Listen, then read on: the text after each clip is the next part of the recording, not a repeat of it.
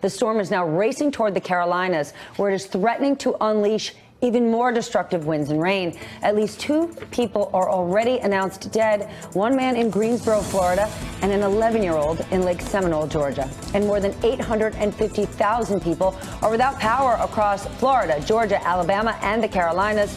And we've got an incredible team of reporters since yesterday across the region in the hardest hit areas. And I want to go first to NBC's Kerry Sanders live in Panama City Beach, which is 20 miles from where the storm made landfall. Kerry, walk us through the last 24 hours. When you and I spoke yesterday afternoon at 1 p.m., you were standing on the patio of your hotel. Your baseball helmet flew off your head. You couldn't even make it inside without the assistance from another guy. It was extraordinary. You have covered countless storms in your career. Draw some comparisons for us. Well, 150-plus mile-an-hour winds are nothing to be toyed with. So you saw what happened to me there, the helmet going airborne. Jim Cantore from the Weather Channel, thankfully nearby.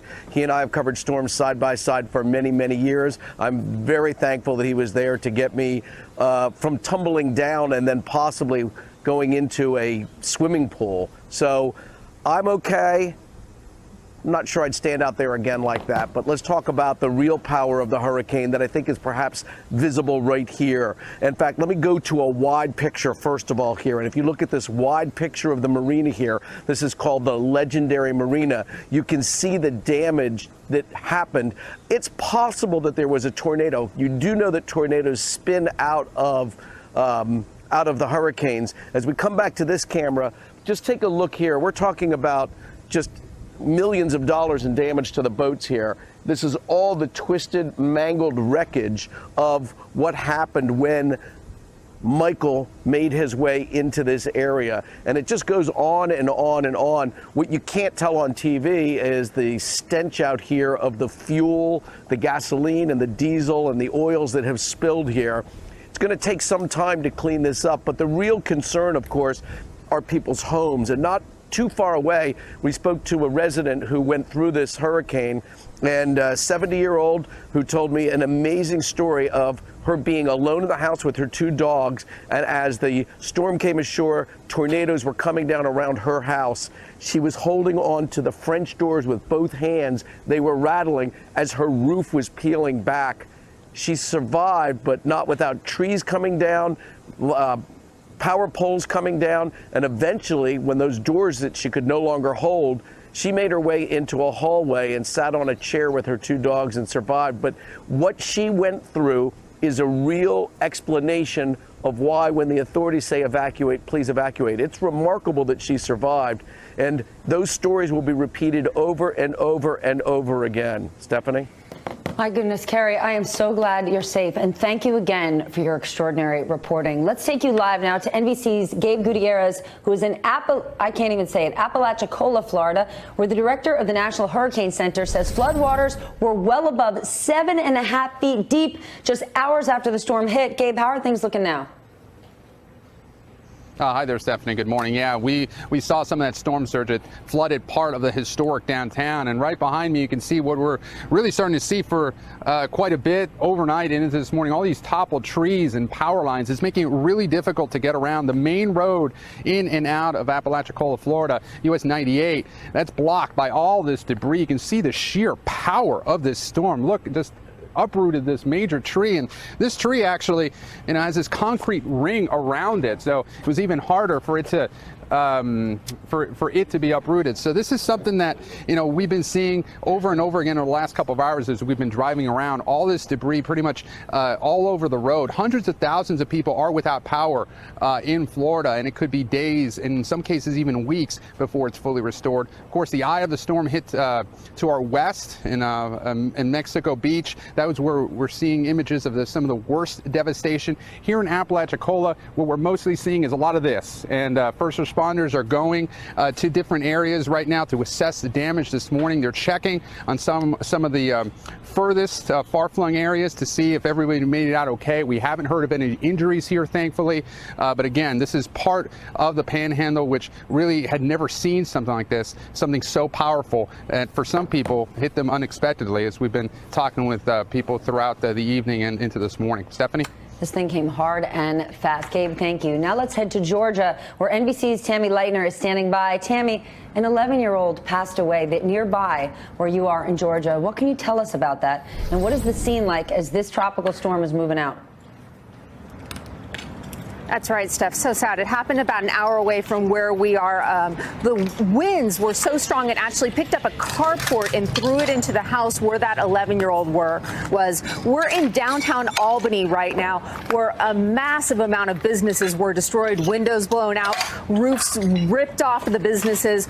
First responders have been going out all night since about 10:30 last night, responding to calls. We've been in constant communication with county officials. They said they have just been inundated with calls. They've actually had a very hard time getting out, responding to a lot of those calls because the roads are blocked, power lines down, trees down.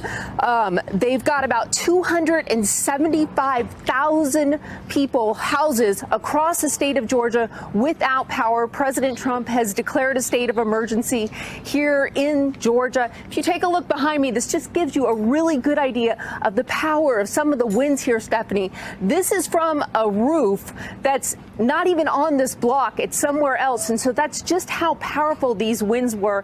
And rescue crews are just now really starting to get out and assess the damage all the way across the state of Georgia. Hey there, I'm Chris Hayes from MSNBC. Thanks for watching MSNBC on YouTube. If you want to keep up to date with the videos we're putting out, you can click subscribe just below me or click over on this list to see lots of other great videos.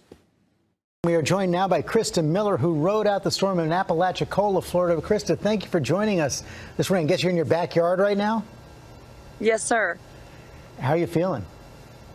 I'm very blessed, actually, considering the damage that this storm has done to our area and our neighbors. So walk us through, take us inside your home when the storm hit. Well, when the storm hit, we live in a two-story home. It's a 111-year-old house right on the Apalachicola Bay, and we're probably 100 yards from the coastline. So when the storm came through, you could literally feel the power of that. We might as well say it was a Category 5 because we were 1 mile away from a Cat 5. And it sounded like a freight train coming from every direction. I can only imagine. How long did it last? How scared were you? I remember my father coming in and telling me, okay, we only have about 2 more hours and we're going to get the worst of it. And then coming in again and saying, we only have about 2 more hours and that's going to be the worst of it. It seemed like he did that at least 3 times. So it was pretty terrifying for a while. So I have to ask you, there were so many warnings telling everyone to get out. You have to evacuate. Why did you stay? Well, I stayed because my parents didn't want to leave. My father is responsible for all of the seafood that's in our area, literally millions and millions of dollars of seafood, and he feels compelled to stay to make sure those seafood houses are back up and running as soon as the storm passes. And, he's 70 now, so I didn't want to leave them, and I felt that, I needed to be here. Did many of your neighbors stay as well? Quite a few stayed, actually. They've weathered storms, and the storm intensified as time went on. So when we were first making our decisions, it was a Cat 2. Then it went to a Cat 3, which we all stayed in the 80s during Elena and Kate. So we were aware of what to expect. By the time we had options to leave, it was probably already a Cat 4. And when we woke up in the morning and it we were warned that it was going to be a Cat 5, it was already too late to do anything. I know you've taken some video of the damage. Can you give us a sense of what's happened to your neighborhood? Our neighborhood, actually, there's trees down here in every direction. We're going to be out of running water pretty shortly, I'm sure. Sewer's been off. And these 100-year-old homes in the historic district of Apalachicola, Florida, withstood the power of that Cat 5, and we're truly blessed for that. There was a lot of debris and stuff that will be required to clean up. Piers and docks are gone, but no lives were lost, and that's what we're grateful for. Well, thank goodness for that. I know you got a big cleanup job ahead. Krista, thanks for joining us this morning. You're welcome. Thank you. Very lucky those houses stood up. And grateful that she's safe and her family are safe. Hi, everyone. George Stephanopoulos here. Thanks for checking out the ABC News YouTube channel. If you'd like to get more videos, show highlights, and watch live event coverage, click on the right over here to subscribe to our channel. And don't forget to download the ABC News app for breaking news alerts. Thanks for watching. Thank you very much for being with us. First of all, of course. Our thoughts are with you, your city, your residents. What has been the damage? Yeah, thank you, Andrea. And really, my thoughts and our community's collective thoughts and prayers are going out to our neighbors to the west in the Panhandle region down by the coast. So many of the folks in my city have homes down there. We often visit that area of the state, and the pictures and the images coming in there have been devastating. Obviously, our issue here in my part of the state, just a little further east of that, is the issue of wind. We are a tree city USA, which covered almost 50% of my community by trees. Many of those trees, by the thousands, came down yesterday, taking out power lines, landing on homes and on vehicles and on property. Obviously, we're thankful because we can replace property. We can't replace lives. And so far, we've had no report of any loss of life in our city. Where we are now, Andrea, is we've got about 110,000 of our utility customers that are out of power. Today's priorities has been to clear the roads, making sure that emergency vehicles and other response vehicles can get safely into our neighborhoods. Obviously, we'll then move on to try to get some sense of normalcy back up, businesses opened, roads cleared, and obviously power restored.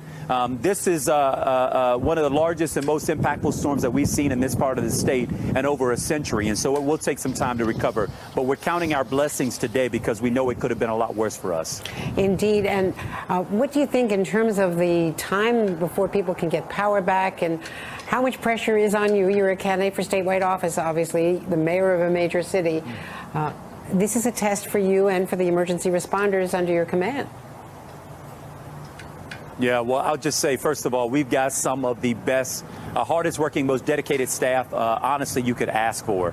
This building behind me has been littered with staff, over 30 agencies working together over the last several days since Sunday to get our community ready.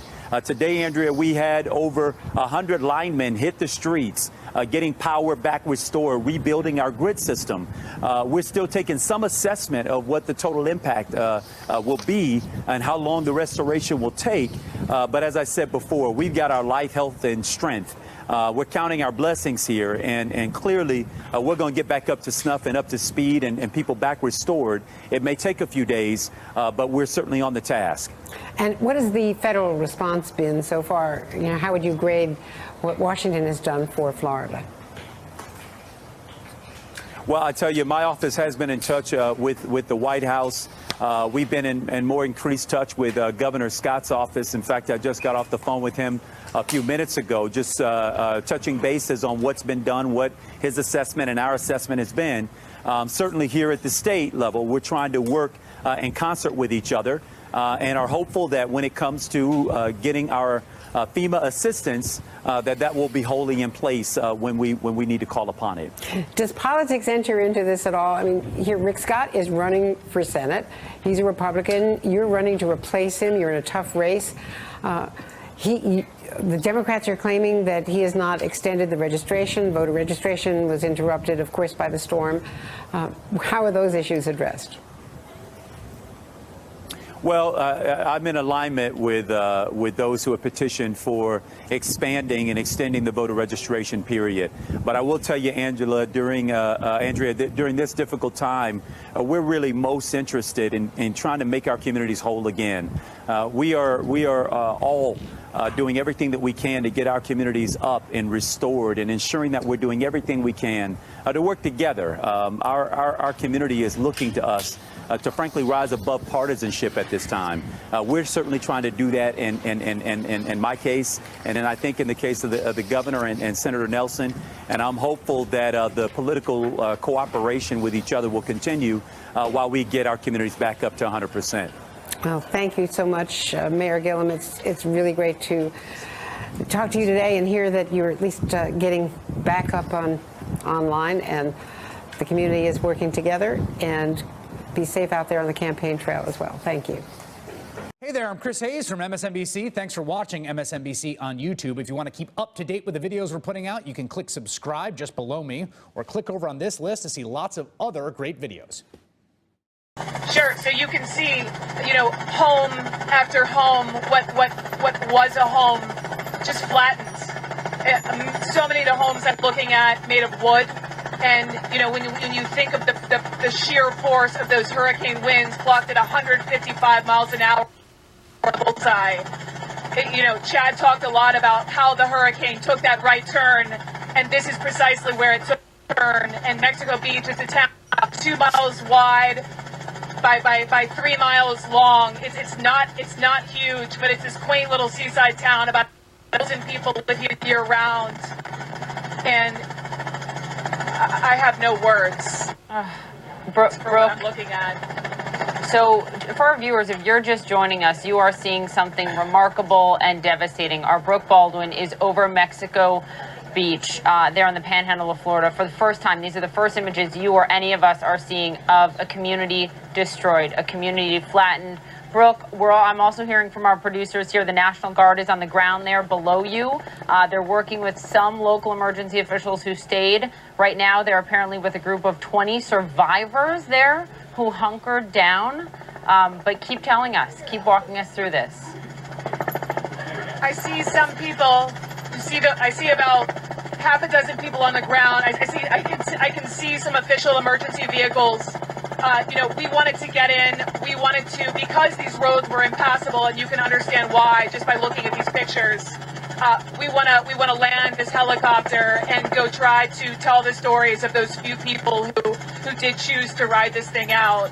Fortunately, I think most people heeded those evacuation. It was a mandatory evacuation in this part of the Panhandle, and most people did leave. But as you pointed out, Poppy, there are more than a dozen people who did decide to hunker down. I see more people down along the road. Just imagine.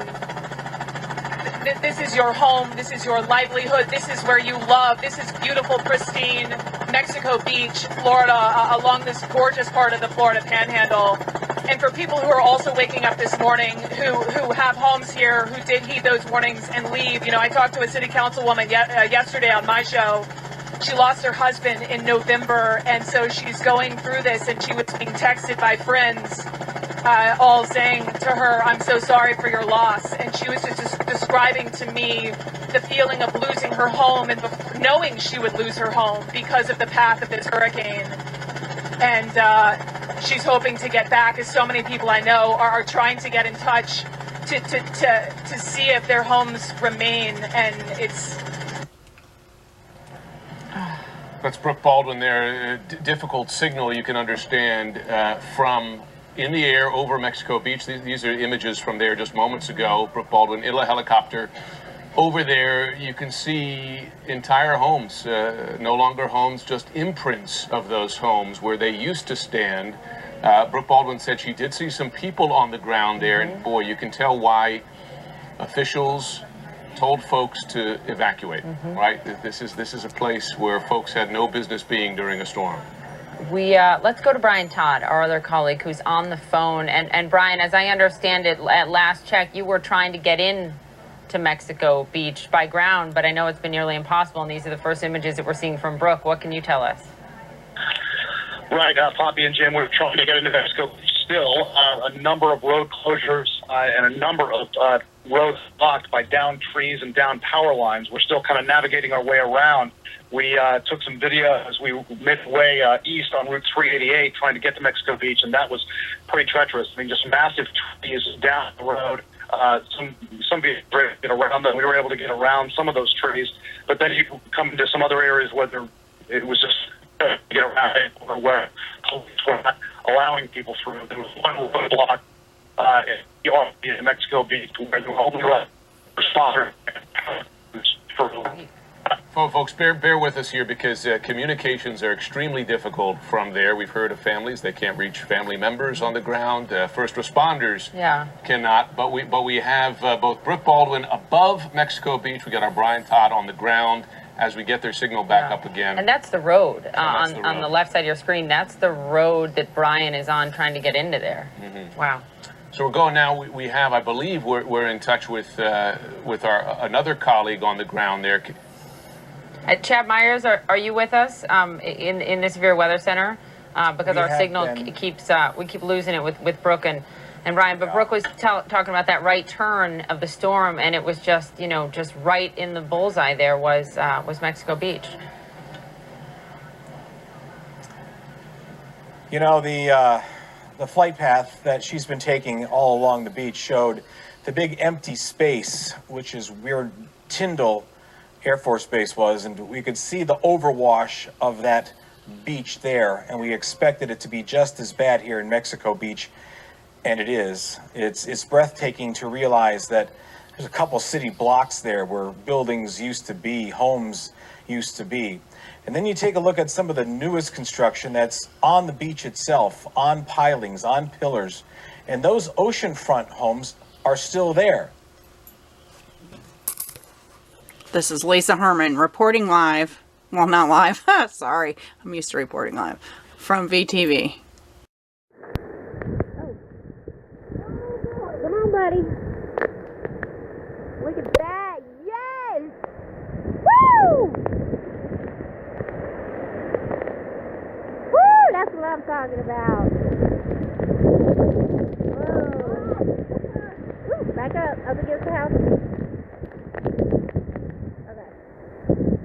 Come on, D'Artagnan, go inside. Good boy. Oh, did you hear that? Oh, something fell. Huh? No, we're not walking over there under the trees. That's dumb. We are thinking of all those in the path of Michael, the worst hurricane to ever hit the Florida Panhandle. And the storm is on the move this morning. Michael is now a tropical storm barreling through the Carolinas. The area, of course, already hit so hard by Hurricane Florence just last month. It made landfall as a Category 4 hurricane, almost Category 5, packing winds up to 155 miles an hour. Strongest storm to hit the U.S. in nearly 50 years. Look at that wind right there now. Hundreds of thousands of people across Florida and Georgia waking up to scenes of total devastation. You see this school right here completely destroyed. Yes, our team was there on the ground as Michael roared ashore, and they are spread out across the storm zone for us again this morning. World News Tonight anchor David Muir leads us off from Panama City. Good morning, David. Robin, good morning. One word for Hurricane Michael: historic. This was a Category 4 hurricane, and keep in mind it was just shy of a Category 5 when it made landfall. Winds of 155 miles per hour, and the scope of the devastation now with the sun coming up here this morning is really staggering. I want to show you, this is the hotel that we were reporting from here yesterday. It's also the hotel where so many families sought refuge. They had been told by authorities to seek higher ground, to go to a hotel with concrete or steel reinforcements, and this was one of them, which explains why we were here as well. And as we were on the air, the sheer force of this hurricane brought a huge part of this roof crashing down. You can see the vehicles trapped underneath. That's one of our trucks right there. Other cars also trapped off in the distance. And I wanted to show you, you can see what's dangling from the top of this hotel.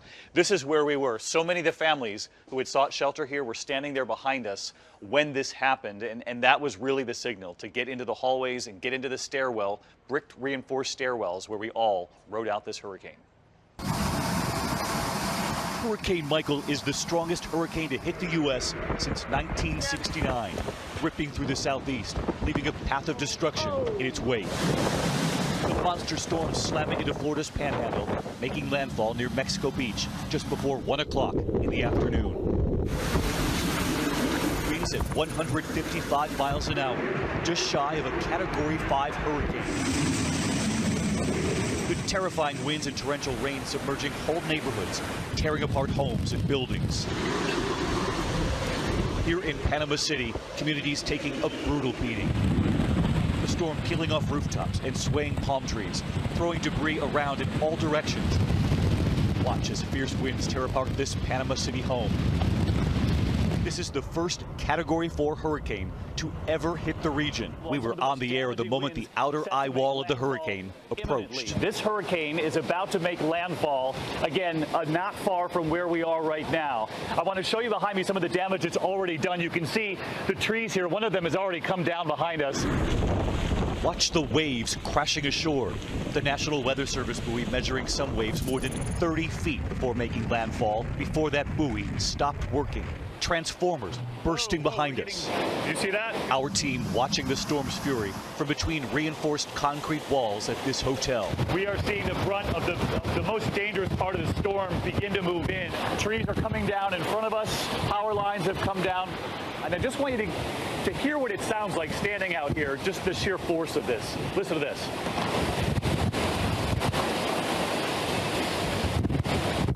Just a short time later, with so many of the families seeking shelter here, we watched as part of the hotel roof collapsed. It's gonna go, it's gonna go. You can see the roof of the hotel that we had been standing out there. That was the shelter for a Category 4 hurricane. That has now come down on those SUVs. Moments later, the windows shattered. The view from the highest floor of the hotel, providing a view of the destruction. Just the stunning amount of damage.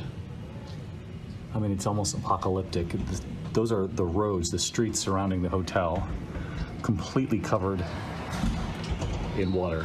And when the storm finally passed through, the scale of the devastation coming into focus. Signs of destruction everywhere, a twisted boardwalk, debris piercing through this car's windshield, and the windows of our third-floor hotel room had blown right out. You can see that the streets are completely flooded.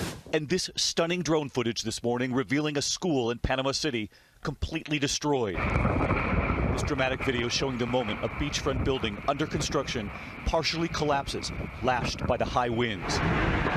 While the system has now passed over the Panhandle, the next phase of this historic storm is just beginning. We're turning 100% of our focus on search and rescue and recovery. While hundreds of thousands were told to evacuate, many decided to stay. Colleen Swab of Panama City says she and her family rode out the hurricane in their downstairs closet. We were hiding in the closet, and all I could hear was a lot of wind, and I thought the roof was going to come off. Sabrina Marshall was also home with her family when Hurricane Michael bear down. And that's when he said, move, move, move, and the door flew open and the roof flew off. This morning, massive power outages across Florida, Alabama, and Georgia.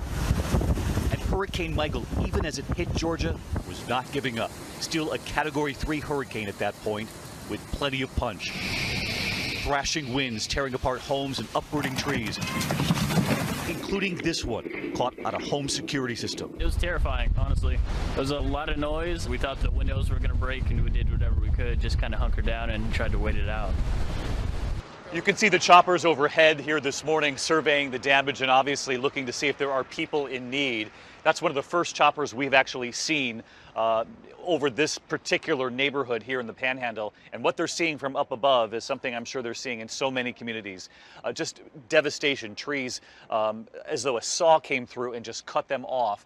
And the damage like what we're seeing here at the hotel. One of the things I was most concerned about was this gentleman right here. Carrie, you were in your truck when the roof came down. You had no choice but to stay in the truck. He was measuring. Too strong, right? But you're okay. I am. And we're glad to see that. You're back in your truck this morning, and he was measuring the pressure of this hurricane, continued to put his gauge out the window. Very brave of him, but we're just glad that he was okay. And we also checked the hallways of this hotel afterward to check on so many of the families here, because the windows in this hotel and so many of the rooms came crashing in, and many of the rooms, they were in a couple of inches of water, but everyone was okay here. Today, though, with the sun now coming up, obviously the scope of the damage here is widespread, just as families begin to go home and survey the damage to their own homes, but they have to be careful with all those power lines down. Robin, back to you. All right, David, thank you so much. I'm glad that you and everybody there that was staying at that hotel safe and sound this morning. Thank you.